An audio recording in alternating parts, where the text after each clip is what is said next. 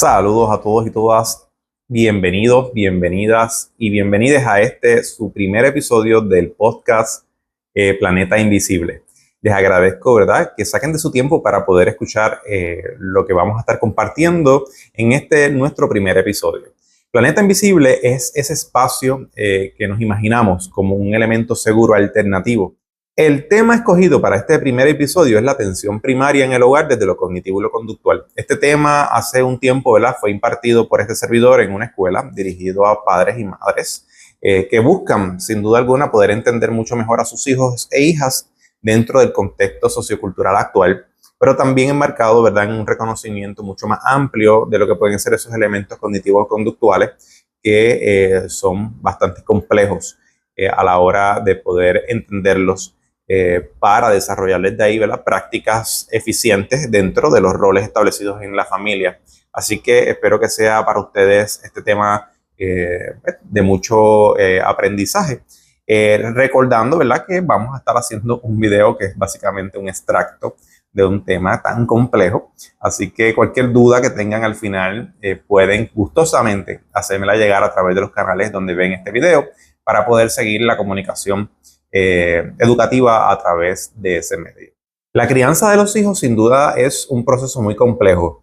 Yo no tengo hijos, pero obviamente desde la teoría y desde lo que he podido observar en la práctica como profesional, sé que es un proceso bastante complejo. También obviamente como en calidad de tío he podido vivir, ¿verdad?, ciertas experiencias que son bastante similares dentro de lo que son los procesos ¿verdad?, de crianza. Así que sí, sin duda alguna, entender a la persona es un elemento clave. Yo creo que el mayor problema, ¿verdad?, o de donde comienzan los conflictos mayormente entre padres e hijos, es en entender o querer entender a esa otra persona, a ese sujeto, como un elemento parte de un todo sin unas características particulares, individuales, ¿verdad? Muchas veces los adultos entienden de que porque un joven, un niño es educado dentro de una serie de reglas con unos elementos particulares, ¿verdad?, nacidos de esa familia, por consiguiente la conducta tiene que desarrollarse exactamente igual dentro de los límites esperados. Y eso es básicamente, ¿verdad?, lo que se esperaría, valga la redundancia, pero no tiene que ser así. ¿Y por qué no tiene que ser así? Porque la persona tiene sus propias condiciones, sus propias formas de poder entender lo que le rodea e incluso, ¿verdad?, poder entender lo que recibe, esa retroalimentación que recibe a través de su comportamiento, ya sea a través de su interacción con el espacio medioambiental como con las personas dentro y fuera del núcleo familiar. Sin duda sí hay unos elementos que comparten como familia, ¿verdad?, incluyendo la parte genética y la parte educativa que se traspasa a través del ejemplo, más que de la palabra, a través del ejemplo, pero no necesariamente tiene que la persona, el otro, absorberlo de la misma forma o entenderlo de la misma forma. Su capacidad de razonar es muy diferente. Por consiguiente, su forma de comportarse va a ser ¿verdad?, ceñida o va a estar influenciada por esa forma de internalizar lo que se le está expresando, pidiendo, solicitando, no solamente a través de lo que decimos, sino a través de lo que hacemos en la cotidianidad.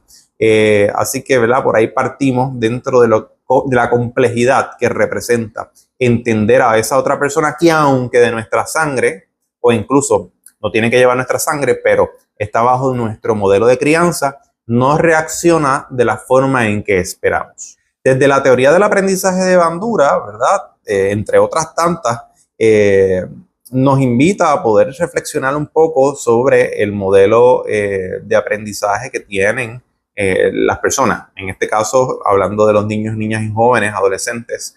El mayor o el primer método de información accesible que tienen, ¿verdad?, son las personas que comparten la cotidianidad o los aspectos más de intimidad que es en el hogar. Así que por consiguiente su familia. Sin embargo, el referente de sus aspiraciones no necesariamente encaja con el de su familia. En la mayor parte de las ocasiones tiene mucho que ver con esas interacciones que tienen con sus pares, con personas dentro de los procesos, ¿verdad?, de interacción cotidiana, ya sea, ¿verdad?, cuando empiezan a ir al cuido, cuando empiezan a ir a la escuela, cuando empiezan a ir a la universidad, incluso sus primeros años dentro del trabajo forman, ¿verdad?, o desforman ciertos elementos ya aprendidos y conceptualizados a través de la crianza. Por otro lado, entender las etapas del desarrollo psicosocial de Erik Erikson es sumamente importante. Algo que les invito a todos y todas ustedes, no solamente para plantearnos, ¿verdad?, el entendimiento de nuestros hijos, hijas e hijas dentro de los procesos cognitivos y conductuales, sino para que ustedes mismos puedan hacer un análisis profundo sobre la etapa del desarrollo en la que se encuentran. Y desde ahí, ¿verdad?, poder comprender mucho más esa dimensión humana que les caracteriza a ustedes, igualmente a los hijos, ¿no?, dentro del proceso. Es bien importante contextualizar esto, aunque no necesariamente 100% como establece en la etapa, porque eso varía dependiendo de la persona y las condiciones de vida, los accesos, el nivel educativo, incluyendo los elementos socioculturales, económicos, políticos, ¿verdad?, al que tenga cercanía a la familia. Pero es importante que podamos observarlo para que desde ahí podamos tener una mayor comprensión o una comprensión dentro de lo que se establece. Entender también que los elementos que establece la pirámide de necesidades de Maslow es un elemento que nos puede ayudar a nosotros a comprender cómo el ser humano se perfila dentro de lo que es la contemplación de las necesidades. Hoy día las necesidades han cambiado dado a los elementos socioculturales, ¿verdad? Especialmente ese sentido de aprobación que necesitan muchas personas para poderse sentir completas y completos en sus etapas de desarrollo. Y a eso, ¿verdad?, obviamente los elementos como la tecnología, los elementos de socialización a nivel masivo han hecho que haya una construcción paralela, ¿no?, a las necesidades habituales. Así que es bien importante que los padres vayan, en el caso del proceso de crianza, manteniendo un balance dentro de lo que es la conceptualización de esas necesidades, no solamente dentro de los procesos educacionales de los hijos, sino para con ellos mismos como padres. Los padres en muchas de las ocasiones se desvinculan de buscar también entendimiento sobre su propia persona dentro de los contextos de esas etapas del desarrollo y se enfocan más en los hijos o las hijas ¿verdad?, perdiendo de perspectiva que también son unos individuos que tienen que estar en constante ajuste, no solamente emocional, sino reestructuración de su pensamiento para llegar a un punto de entendimiento y flexibilización que le permita no solamente educar como corresponde a sus hijos, sino que también poder vivir ¿verdad?, de una forma mucho más balanceada su propia vida. Entre los puntos más importantes está el poder de la observación. Los padres, madres y encargados, incluso no solamente, ¿verdad?, dentro de los procesos de crianza, sino también de socialización de los jóvenes y niños, la observación forma parte fundamental de lo que va a ser posteriormente la educación. Si no hay una observación para una posterior comunicación con la persona, ¿verdad?, a nivel de que pueda comunicar según ¿verdad?, su capacidad para comunicar, ya sea por cuestiones cronológicas o por algún tipo de discapacidad, es importante que se dé para desde ahí delinear cómo van a ser nuestras acciones para la interacción con esa persona, que observa y siente muy posiblemente de una forma distinta. Otro elemento es el impacto del lenguaje, ¿verdad? La utilización del lenguaje, no solamente estamos hablando del aspecto inclusivo para validar la diversidad del individuo, sino el lenguaje que fortalece y que no limita al ser humano en su consciente y su inconsciente, es fundamental para crear, ¿verdad?, personas saludables. Y el poder de la comunicación. Posteriormente, ¿verdad?, de la utilización de nuestro lenguaje, la comunicación constante, continua, es significativa para poder evaluar la cercanía que tuvimos ya, ¿verdad?, previamente, pero también para tender puentes para que haya un flujo comunicacional subsiguiente y siga siendo la familia el marco principal donde la persona busque poder contestar sus interrogantes y poder diseñar o rediseñar su conducta.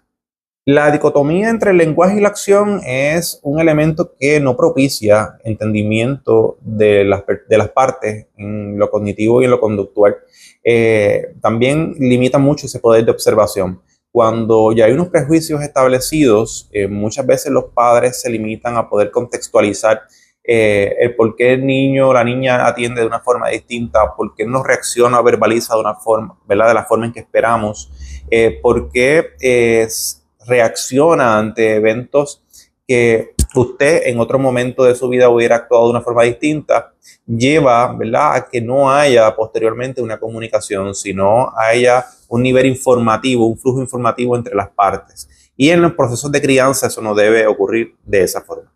Es muy importante, en definitiva, que podamos observar significativamente a nuestros hijos, hijas e hijas de una forma distinta, que podamos observarles desde la dimensión de la individualidad para que desde ahí podamos establecer comunicación correcta, validando esas emociones, esos sentimientos, incluso esas acciones que no son como las que esperamos, ya sea por criterios dentro de nuestro propio proceso de crecimiento o porque las hayamos adaptado a través de lo largo de nuestras experiencias de vida.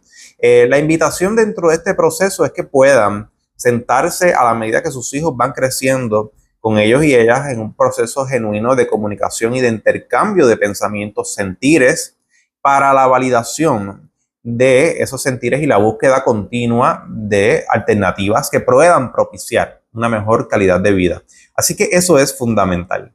Yo les invito, ¿verdad?, a que haya una apertura por parte de los adultos al entendimiento de nuestros niños y niñas y adolescentes en su proceso de crianza y que también puedan flexibilizar. No es permitir aspectos que no son permisibles que puedan transgredir su seguridad o la seguridad de otras partes, pero sí es importante que haya una flexibilidad para poder comprender desde su narrativa lo que están experimentando en la cotidianidad, aspecto que va a ser clave para que nunca perdamos de rastro las acciones de las personas que más nos importan, que son las personas que forman parte de nuestra familia.